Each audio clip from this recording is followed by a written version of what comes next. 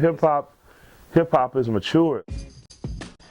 I am always flattered and honored to be in the company of and mentioned in the company of people I grew up idolizing. You know, I talked to Scarface, who's, I can now say Brad, you know, is a friend, and we talked, and I'll never forget, I was having some issues within myself of how to talk to my 18-year-old because he started kind of getting a little slack in school.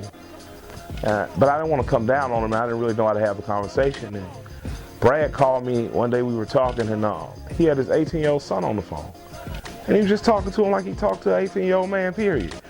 And I never told him that, but because of all of us, three people were talking, me, him, and his son, you know, I learned how to better communicate with my son through observing him on a three-way call, talk to his son. You know, when I see Jay, who I know and who I've met, you know, in person and, you know, have had communication with, not a friend, but definitely friendly communication.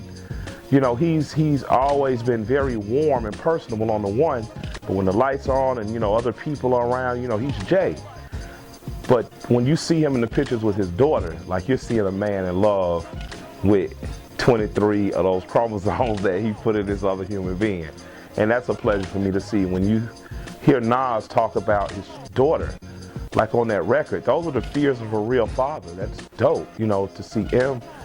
And for me, like bringing it closer to home, to see Dre become a dad. Like Dre, you know, we've all been like fathers, you know, you father a child, you sire a young person.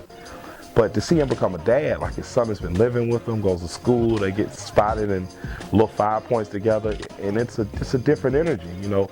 Big Boy and his children, you know, it's a blessing to just hang around Big, because you know Big was the pimp player of the group, but being a dad is sitting there at breakfast and about to enjoy your last piece of turkey bacon, and somebody says, "Let me have it," and you just say, "Okay." You know, being a dad it's the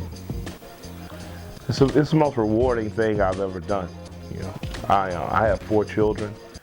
I started having children too young. I had my first child when I was a teenager. He's now 18, and my second child, right out of teenagerdom, she's 15. My third child is 11, and my youngest child is 5. And I was not prepared to be a father with any of them. And I'm very fortunate that, you know, serendipity and luck and God show favor, because I've managed to be, I think, a pretty good dad. And they tell me I'm a good dad. I think I'm pretty good, because there are certain things that I would have liked, but you know, money aside and what my dreams for them and stuff aside, being a dad, man, it's the greatest joy I've ever had, because I get to see these little people that are me. I've just found it the most rewarding thing I could do. I love rapping, and you know, my wife says I love music more than anything. But I would only say that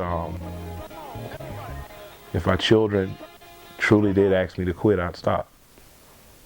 You know, and that's I don't know a better way of letting you know how much I love them. But you know, I wouldn't quit doing this for anything else in the world but them.